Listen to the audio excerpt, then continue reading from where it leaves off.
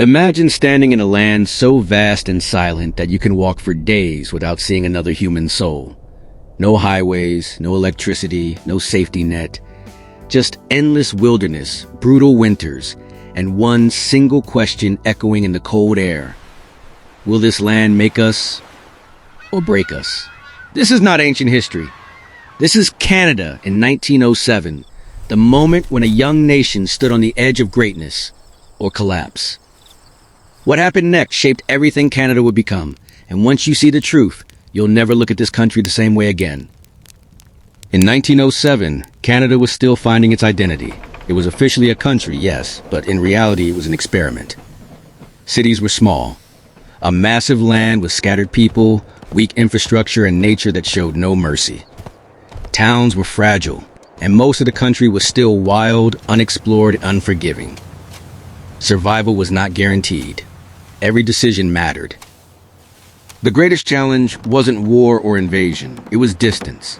Families were separated by thousands of kilometers. Supplies took weeks or months to arrive. News traveled slowly. Isolation was deadly.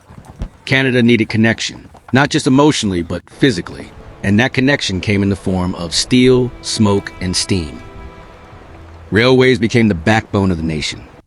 Wherever tracks were laid, life followed. Towns appeared almost overnight. Businesses opened. Farms expanded. A single train stop could mean the difference between a ghost town and a thriving community.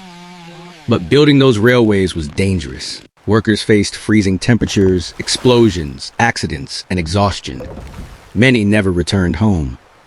Yet the work continued, because without railways, Canada would remain broken into pieces. At the same time, Canada made a bold move that changed everything. It invited the world in. Immigrants were promised land, opportunity, and a fresh start. People arrived with hope in their eyes and fear in their hearts. They stepped into a land harsher than anything they had known. Some succeeded and built lasting legacies. Others failed and vanished into history. But together, they transformed Canada's population, culture, and future.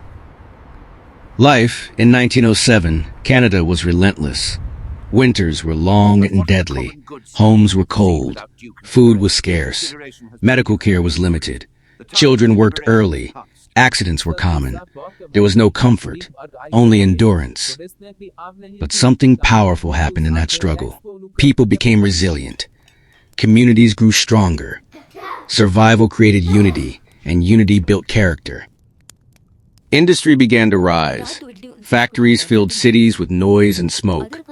Mines dug deep into the earth. Jobs were dangerous and exhausting, but they offered hope. Canada was slowly shifting from survival to production, from raw land to economic power. Progress came at a cost, but the direction was clear. Canada was moving forward. Politically, the nation was tense.